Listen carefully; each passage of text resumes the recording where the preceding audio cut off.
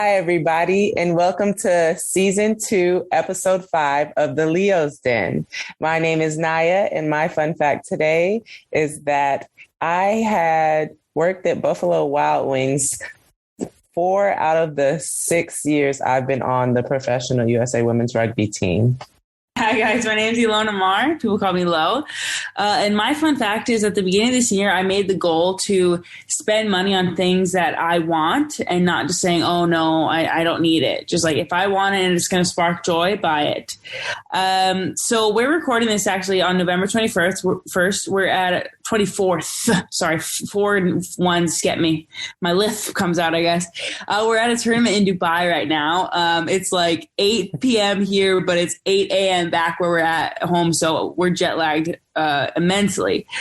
So you know how we do. We start off with the horoscope. So for us Leos, do you often act as if the world is static and nothing ever changes? Sometimes you may think that humankind is a certain way, the world is a certain way, and so this is what you're going to do.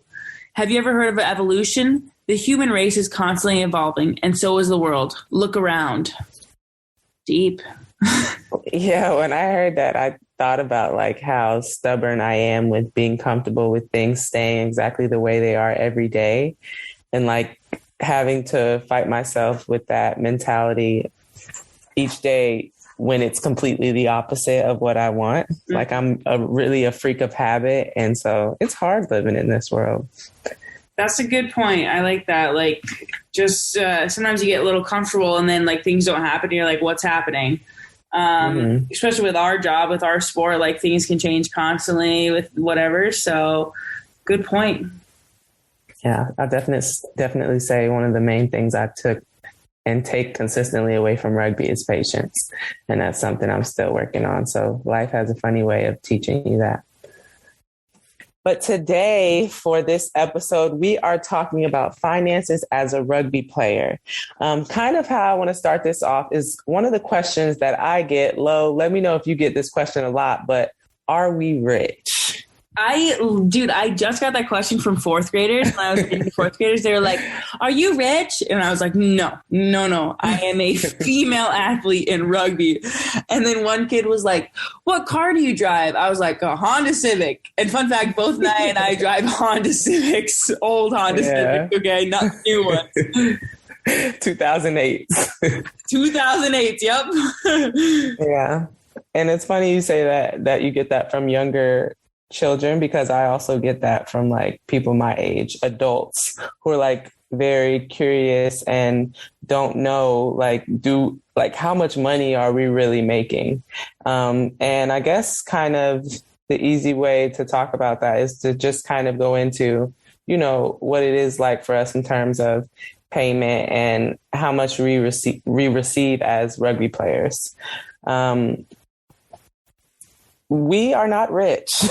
Oh, we are not rich. Nowhere close. Like NBA stars or NFL players. Not yet, at least.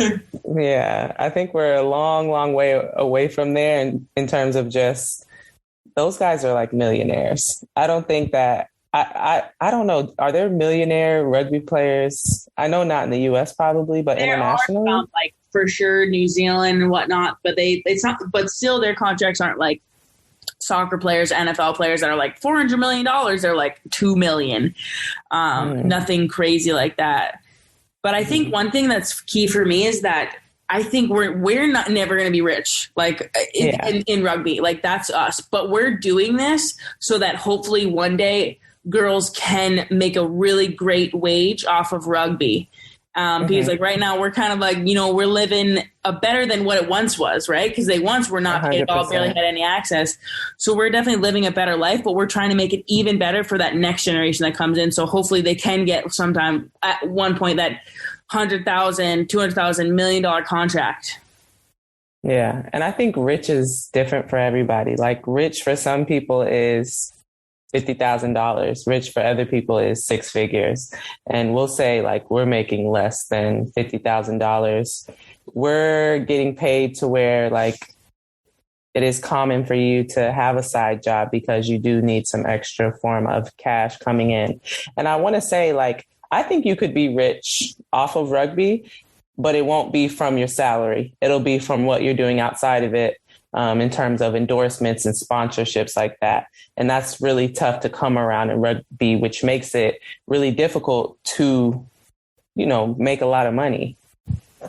Yeah, I think that's key. And I was just thinking about it now, like, both of us, I think maybe we make more of our income off of like little deals here and there. So it's almost like we have two, like you don't work at Buffalo Wild Wings anymore, but it's almost like we still have two jobs. Like I do the rugby side and then I do the other TikTok influencer side. That is like a lot of work. Mm-hmm. And also, how our payment is that we receive a salary payment for playing, and we also receive money for getting selected to tournaments, and then we also receive money based on how well we do in those tournaments. So there is opportunities to make a lot of money.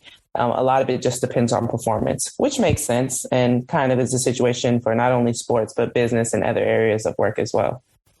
Yeah, and I think what's key about that is when COVID hit, like we used to have this other kind of source of income by going to tournaments and making tournaments. And then when COVID hit for a year and a half, more than that, we didn't have that extra source of income coming in. And that was like definitely tough to only have the small monthly stipend that we get, which again is bigger than a lot of athletes get. And I'm so very blessed that we do get to get it. But it was just such a change up from, us, Naya and I, who usually make tournaments and usually have a little bit more pocket money from these tournaments. That was all taken away with COVID, as a lot of people were affected. Yeah. And I think another one of the things that was really hard to adjust to is making the salary we make, but living on the West Coast in California versus living on the East Coast, where from my experience, it was a lot cheaper. Yeah, I think we live in one of the best cities in the world, I would say, San Diego, but it is not a cheap place. It's pretty much, I would say, the same as like New York City. Like New York City is wildly expensive as well. And I mean, I live in a 2-bedroom apartment, tiny apartment, like no laundry, no AC or whatever. And I pay like $850, I think, for it. And it has like none of the amenities, but for me, that's what I want to pay right now. But if I wanted something nicer, I would be up to like $1,100, or I'd be up to $1,000, $1,200. Like that would be the range for something that is actually like has the amenities that I want. Mm-hmm. Like from having conversations with my sisters who own houses and rent apartments and things of that such, they're like, "Oh yeah, my rent's under $1,200," and I'm like, I'm paying $1,200 for like a little guest house. And if I ever wanted to go into a 1-bedroom apartment in a nice area, I'm paying at least $2,300, which is insane. Yeah, I look at all these places and like everything that I want, I'm like, well, this is like, can I live with myself if I'm paying $1,300 for a place when I'm not always there because we travel so much now? It's like, can I register that in my head? Do I want to do that? But then like there are times when I'm like, I do need a place that I feel comfortable with. And so it is worth spending that money. Yeah. So kind of prioritizing where to put the money that we do make, because gas is expensive. Food is more expensive. Drinks is more expensive. Activities, like it's a whole lifestyle change. It's insane. Gas is like almost $5 in California, and so you live close to the center. So you live what? How far is your drive? Like 10, 15 minutes. 10 minutes, and I live about a half an hour from the center. Every morning I drive in, and I'm like, why the heck do I do this to myself? It's so long, and it's like the amount of gas I use, but. Like, that's where I think, like, Naya has a great little place for, $1,200. She has a whole little house, whereas I am more in the city in San Diego, and I pay $850 for a tiny place. So it's just different. But now, when you worked at Buffalo Wild Wings, did you do it because you had to, you needed that double income, or did you do it because you wanted that extra spending cash? In order to feel like I could be independent, when I first came in, where I was making the lowest amount you could make, which was very, very, very low. I will say that. I'm not going to give you guys a number, but it was low as hell. And so like to live independently without having to call my mother or my father and say, hey, can you throw me cash for this? To live comfortably, like you said, I had to get a second job.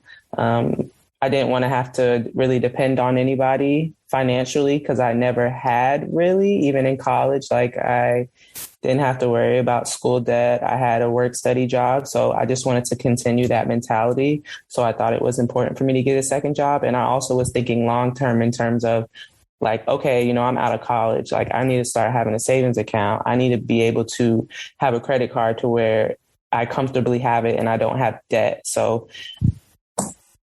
could I have survived without a second job? Yes. Would I have enjoyed it? Absolutely not. What about you? Have you? Oh, go ahead. Yeah, I think you and I are very similar in that, like, I just would never think to ask my parents for money. And I mean, they would definitely give it to me, but that thought to me is just not something I ever want to do. And even if it means getting a second job, I wouldn't want to do it. I think for me, it wasn't getting a second job. It was kind of making more sacrifices in like living situation, how comfortable I wanted to be. So for a while there, I was living with a woman who like I only paid like $600 in rent, like very cheap. And that was kind of like my sacrifice. Like I wasn't really ever fully comfortable there, but that's what I did to supplement what I was making. I didn't really ever get a second job, just because it was like, it's a lot of work, and I can't imagine how you did it. Like trying to fit in hours, and like when you're traveling all the time, like, hey, I can work this day, but I can't work this day and I'll be gone for 2 weeks. I think for me, my second job was, you take classes. And like, so I take classes cause that's like, I get the classes for free. So it's almost like the money that I could be spending on the classes is I'm kind of keeping for myself in a way. So that became my second job in a way. And that's crazy you say that, because when I had first came, like those first 6 months, I was training full time. I was working at Buffalo Wild Wings, and I was finishing my last semester online. How I did that, I have no clue. I think just the young age, the naiveness in it, like I just didn't, like looking back on it now, I'm like, how did I do that? Because after training, like I was sprinting home to shower and get changed and go to work, to be there for 8 hours, getting home at 12 o'clock, not understanding meal prep yet. So bringing food home from Buffalo Wild Wings, just like eating chicken wings at 12 in the morning, knowing that I had to get up at 6 o'clock and like go push my body to limits, crazy limits. So like eventually I got to a point after 3 or 4 years where it was like my back started hurting from being on my feet so much. And like, yeah, the money was amazing in terms of tips. Like that's one thing we'll say about living on the West Coast is as a server, you make way more than you do on the East Coast. On the East Coast, I think I was making $2 an hour. On the West Coast, I'm making $11 at least an hour with tips on top of that. Like it was really hard for me to leave Buffalo Wild Wings, even though I probably could have left earlier because the money was so good. But yeah, I feel like you can survive without a second job, but it is something that is very common with the amount of money that we do make, depending on what level of contract you receive when you are brought onto the team. So that's something that I don't think a lot of girls wanting to come be in our positions think about, is what that money situation will be like and what things you'll have to sacrifice in order to be here. Because it's not like the NFL or the NBA where once you make it, boy, you made it. Like you still got to work hard and stuff, but the reward is financially a lot bigger than it is for us. So I feel like it takes a lot for us to put our bodies on the line for the financial reward that we get, that I don't think is enough and I don't think is what we deserve. But hopefully we'll, like you said, get to where it needs to be because we're putting in the work now. We're for sure changing the landscape, I think, now. And I think it's really just, it's a labor of love in a way. And it's, we love what we do and we want to keep doing it. So like, I think, I don't know, I can't speak for you, but I personally would be doing it even if I got paid less. Mm-hmm. I would start working as a nurse at that time, but just because I love it so much. Mm-hmm. And that's so awesome. And also I think since we get to travel the world, it's like that money that we would, I feel like the money we would pay for like trips to South Africa and trips to Sydney, or like, I don't have to pay that as being just a normal person. It's something I get to do for free. Yeah. So that's pretty cool. Mm-hmm. Yeah. And we've kind of said a lot about how, we make money, but it isn't the greatest amount of money. But there are a lot of pros to being on the team financially in terms of receiving free food at the training center that we work at. Some girls come in and on their contract, they get free housing, which I think is amazing. What else? We get snack reimbursements when we go to travel. We get free travel. We don't have to worry about that. So that's amazing. Anything else you can think of? I mean, we get gear, except for cleats. Oh, yeah. But we get all sorts of gear and kit and whatnot. When we travel, we don't have to pay for anything. So things like add up in a way, for sure. But on a new topic, so we're what are we called? Independent contractors. Self-employed. Independent contractors of USA Rugby. So what that means is that every month we get a stipend, but usually you'd get your paycheck and the government would already take money out of that paycheck. But for us, the government doesn't take money out. So at the end of the year, Naya and I are paying the big man some big bucks at the end there. Yeah, for the taxes. They take the taxes out when you're regularly employed, but when you're self-employed like we are, we have to pay those taxes every January, February. So for me, it's so funny because I have my savings account. I'm like, oh my God, I got so much money in here. And then January, February will come around. I'm like, okay, I have no savings. Yeah. I have no savings. What happened here? Yeah. And one thing we can do is we can write things off. Some of our teammates write a lot of things off. I don't know about you. You probably write a lot of things. I was like, Dad, my teammates write this off. He's like, you're not writing that off. I'm like, what? But so write-offs are things that helped you to do your job as an independent contractor. So you can write off cleats even. You can write off workout gear. You could write off the gas mileage you have to take to get to the center. Yeah. And I'm kind of like you. I'm a little hesitant about that stuff too. Like seeing some of the girls, we're putting them out. Oh, pretend you didn't hear this. But how do you do your taxes? Who does your taxes? Do you have somebody that I do with my known tax guy that I go to, but every year it seems like he still is confused about what sort of employee I am of USA Rugby. And he's like, so what do you do? All right, so what is this? And I'm like, man, I don't know. You're the tax guy. You tell me. And so it's always a different thing because it is a very weird system being an independent contractor and whatnot. And because we get money from the U.S. Olympic Committee, right? They're the ones who pay us, U.S. Olympic Committee. But then USA Rugby is the ones who pay us the bonuses. So, and then for me this year, my taxes are going to be wild, Naya, because I'm getting all this money from probably 20 different sources plus. Yeah. So figuring all that out and writing off everyone, I'm very scared for taxes because he's going to call me up and be like, what is this? And I'm going to be like, you know what, sir, I have no idea.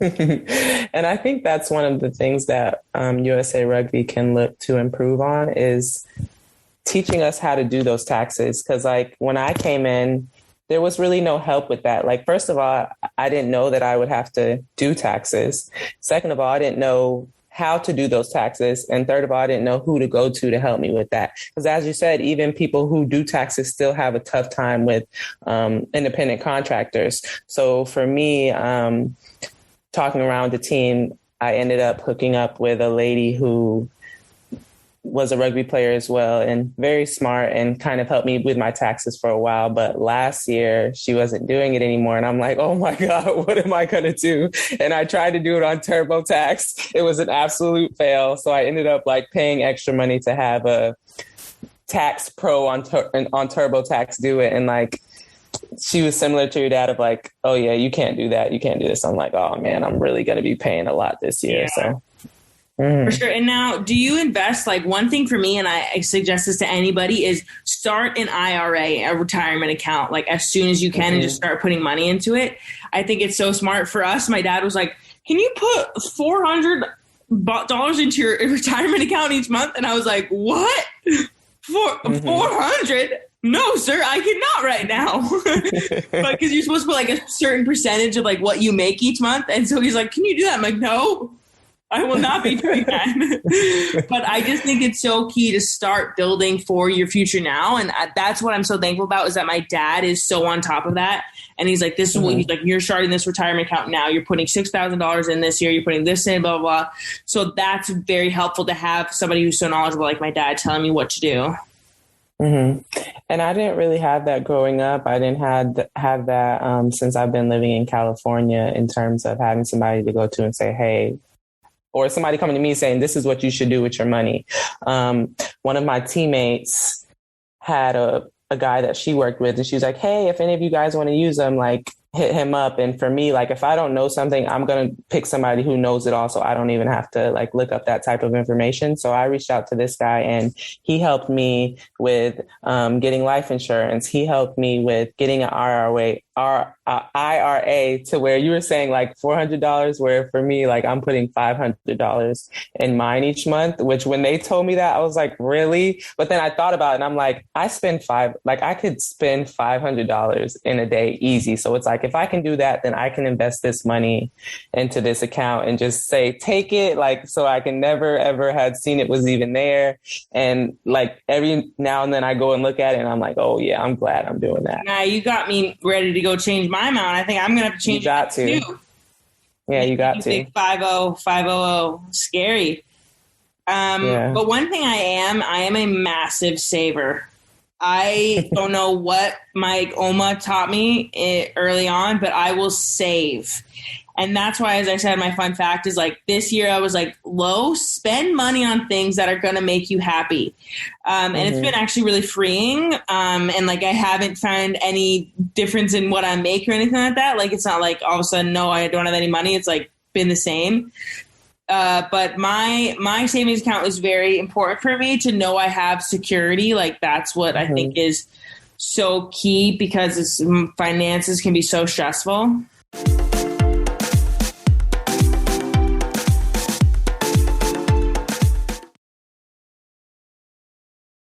What would you say is a minimum amount for an emergency account?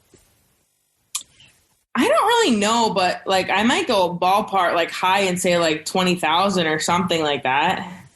20? Yeah. I would think like 5 for an emergency. Like, what happened? Did your house burn down? You got to buy a new house? I don't know. I just feel like I guess that's why I'm a saver, and I need to invest more and like put more like stuff away. I wish I understood it a little bit more, but I always would rather just have such a security blanket, personally. But I know I have friends who are like, I don't understand the friends who literally live paycheck to paycheck. I'm like, how are you doing this? How do you sleep at night? Yeah, I think for my savings account, like, I love seeing it rise, and I do put money in it anytime I get a surplus of money, or just generally each month. But I'm also like never a person who shy away from like, oh, I really want to get that, and I already spent my money for the month, so I'm just gonna go in my savings account and just grab a little, and I'll make sure I put back extra. I think that's the important part, is like, the savings account is for emergencies, but for me, like, also if I just want to use it for something, as long as I have the understanding that the money needs to be put back in double fold, then I'm okay doing so. And you were also talking about investments in terms of IRA, but do you have any investments in like just regular stocks that you watch on your own? I don't watch stocks on my own. I have a guy who does investing for me, because I want to know about it and I want to understand it, but I don't get it at all. I don't know what the frick stocks are and what the frick any of that is. And I want to, because like, I want to invest more and I want to like see money multiply, but I've never had a financial mindset. And so it has been cool to take like finance classes and whatnot to learn a little bit more, but no, I don't check stocks. Do you do like Robinhood, or what do you do? I used to do Robinhood, and then I went over to Coinbase because that's kind of where the crypto is, and that's what was blowing up during the COVID era. I guess we're still kind of in that, but I was kind of hesitant to do it too because I'm not really a gambler. I don't like risking losing money. That just doesn't sound good to me. But somebody suggested like, hey, like just put $50 in there and see what happens. And when I started seeing the profit, it was like, oh, okay, bet.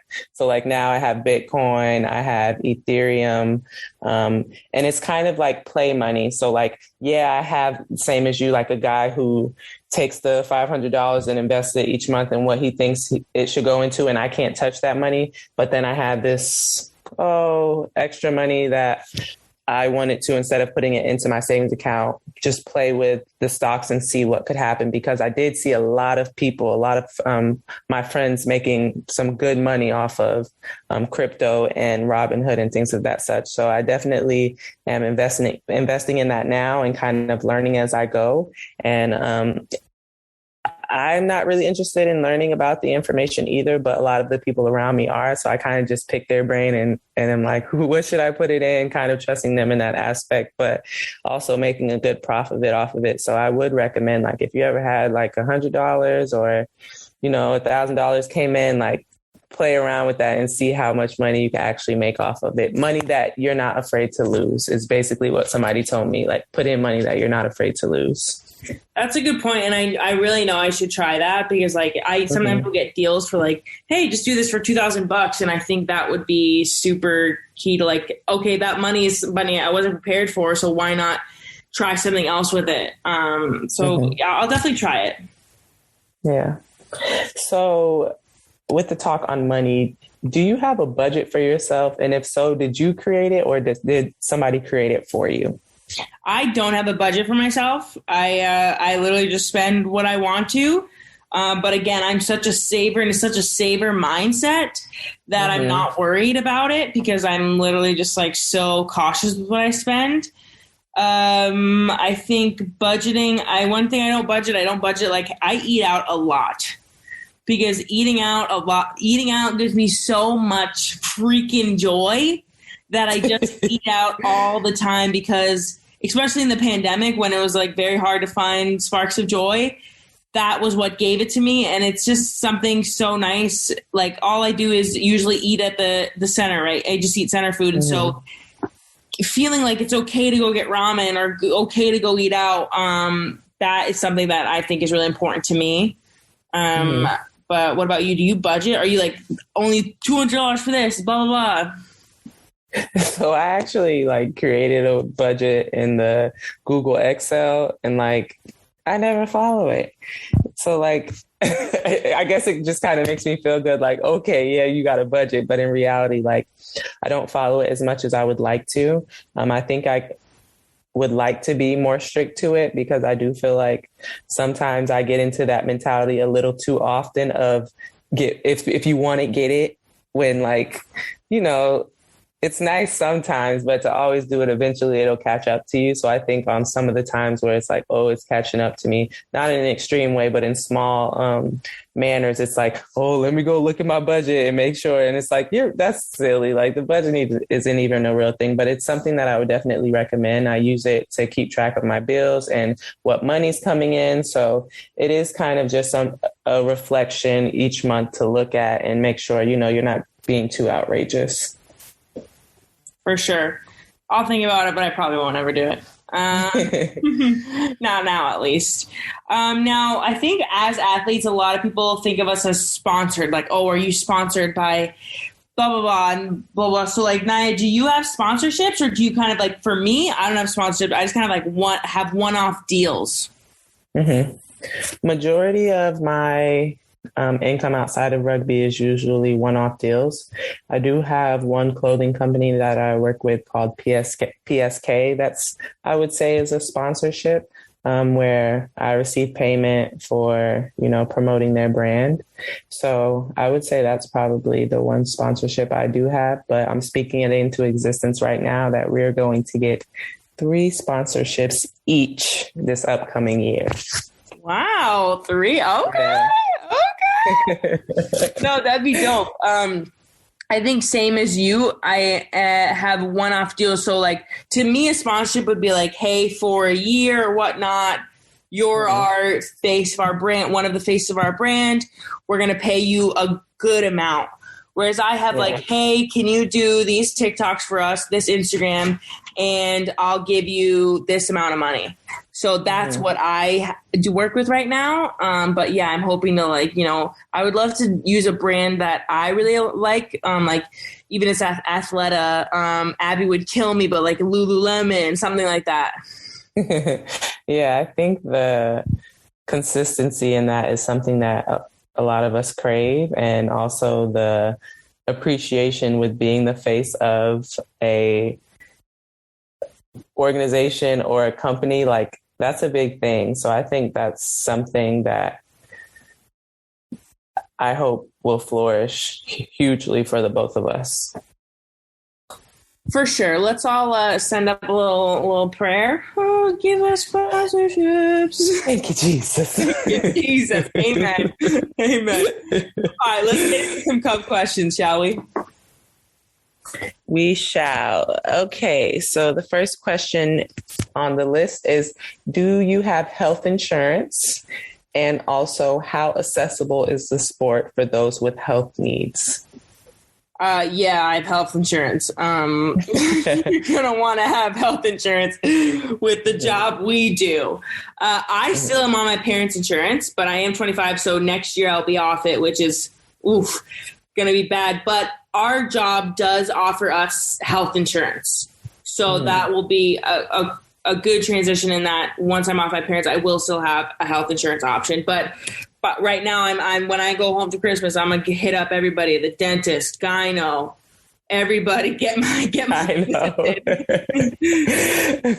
Yeah, I think that's another one of the pros that we didn't think about, is that we do get free health insurance, because that's another thing that's very expensive in California that I just recently learned. So I am 27, so I have transitioned to being under the USA Rugby health insurance, and it's very convenient. We don't really ever have to pay for anything. And if we do, it's, $20 or less. It's very nice. I'm not trying to think about how much it's going to cost once we leave this rugby world, but it is very beneficial. And in terms of accessibility for people with health needs, I would say, like, outside of injuries, I don't really know. I want to say, yeah, because you have wheelchair rugby. Yeah, and I think one thing with that is like we have a mental health program. So if you need to, if you feel the need to like see a therapist or whatnot, there are avenues, and it's called the CARE program, and they will give you money to go get your needs taken care of. Accessible sport for those with health needs. I mean, it is a very tough sport, so we can't speak on it, I think, because, we play with very elite athletes. But yeah, as Naya said, there's wheelchair rugby. Some members of our team have asthma and other problems that they work through. So I guess that's be there. Yeah. Okay, the next question. So what are... sorry, you want to say it? Go ahead. All right, sorry. What are finances like in the off season? Hit it, Naya. They are the same. Like, we still get paid our flat rate salary throughout the off season. The only difference would be that we aren't receiving selection bonuses or bonuses for how we place, because we obviously aren't playing during the off season. But outside of that, I'm sure there's more time for social media for us to be able to make money off of that. Yeah, but I would agree with the same, because we are contracted through, like, before the Olympics, we were contracted for 2 years. So for 2 years, we were guaranteed to get payments each month, which was super nice, because in COVID, we got guaranteed payments, even though we weren't playing. So thank you to those. And then next question, does the league help with exit planning for players? I would say that's something that they definitely improved on, but is an area where there could be some work. There are programs put in place to help us make extra cash, whether it's interning or getting extra cash to do classes that you think will be important for your future career, or any other areas of work that you are interested in that they can help you with, so that when you do leave the league, you're not feeling like you have no clue what to do. So I think I would say yes. I would definitely say yes to that. But I think there's a lot of work to be done in that area. And I think it's also very hard because, like, you come from, hey, I just spent 6 years playing rugby. Woo! Put me in your business environment. Put me in your hospital. So, I mean, that's why a lot of our girls take classes. A lot of them, Nicole's going for a yoga license to be a yoga teacher. So there's all sorts of ways that they're trying to set themselves up to be set in the future. Mm-hmm. Yeah. Next question. Is there equal money put into the women's team as well as there is in the men? I'm not fully sure about that. I think they're doing a much better job of it. I think after this Olympics, it's undeniable that our women's team deserves notoriety and deserves people's attention. And if not, like, we had more attention than I would say the men's did in the Olympics. And I think there is equal money for each teams, but it might be different in other areas. But for now, it is equal what we get paid monthly stipend. Yeah. One of the last questions. Oh, go ahead. Excuse Naya and I. We're very jet lagged and tired, guys. We're sitting here like, oh my God, is it almost done? I've been up since 2:30 a.m. Naya. I'm lagging.